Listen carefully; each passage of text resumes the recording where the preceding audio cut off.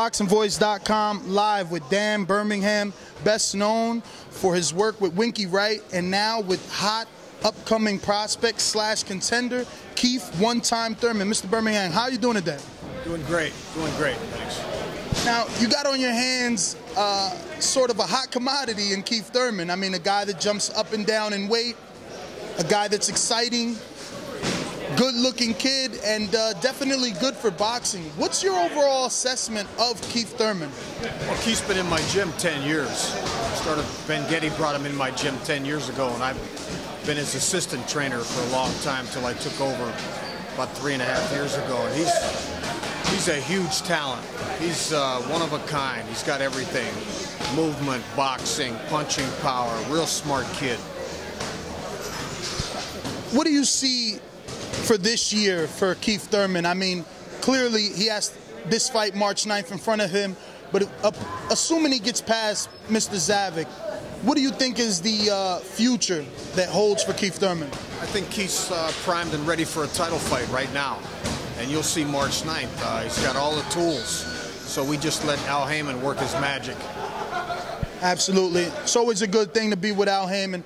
Now, I know that there was a few gym rumors running around that Keith Thurman may or may not knocked out Andre Berto in a sparring session that probably has been kept under wraps quite a long time now. But you being the head trainer and working with both men, we need to know the truth. The fans want to know the truth. I mean, Keith kind of alluded to it, but he didn't want to give us a definite answer on our radio show. But what's your opinions? Knocked out who? Andre Berto in sparring. That's a rumor. That's a rumor. They're great friends, and you know, they've probably hurt each other a few times back and forth. But no, he didn't knock out Berto. Did he at least knock him down? I heard it was a rib shot, and then Berto claimed that he had an older injury that, you know, surfaced during that sparring session. But Keith believes that he hurt him, and that injury was something that happened that day during that sparring session. Well, Ben Getty told me that he did drop Berto with a body shot, but he wasn't knocked out.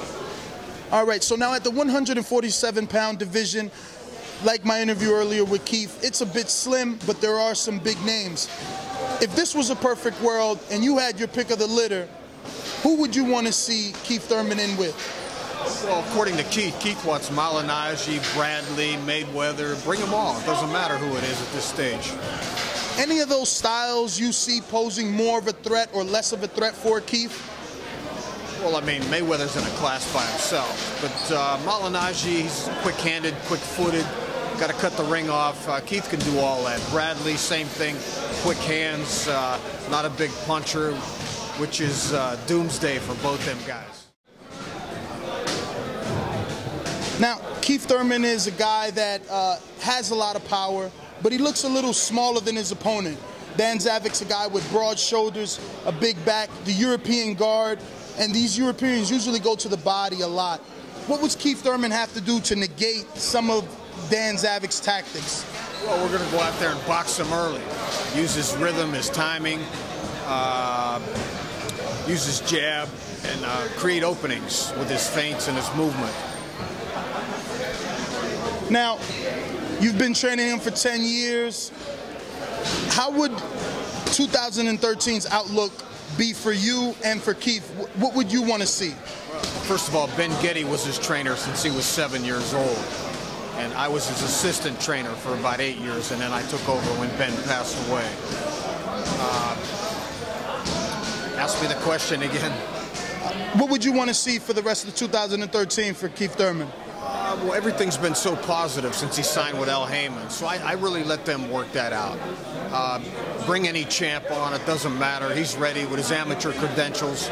He won 7 national titles. I mean, he's well-schooled, well-conditioned, got a great head on his shoulders, so he's ready. He's ready for anybody right now. Now, he's a feared fighter, and it's tough for him to get fights, but the fans give him a little bit of slack for taking the catch weight with Quintana.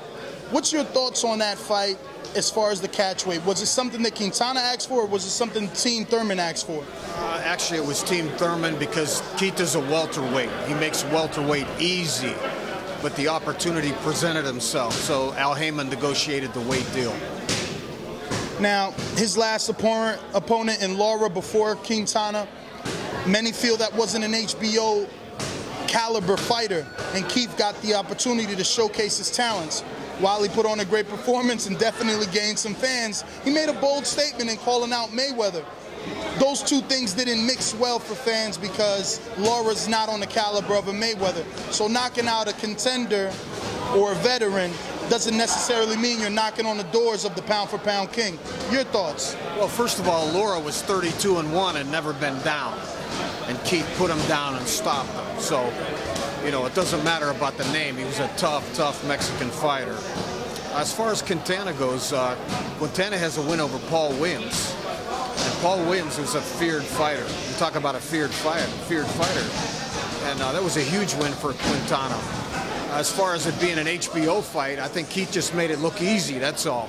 Dropped him with a body shot early on and then put him away. Well, thank you for your time, Mr. Birmingham, and we wish you the best of luck March 9th.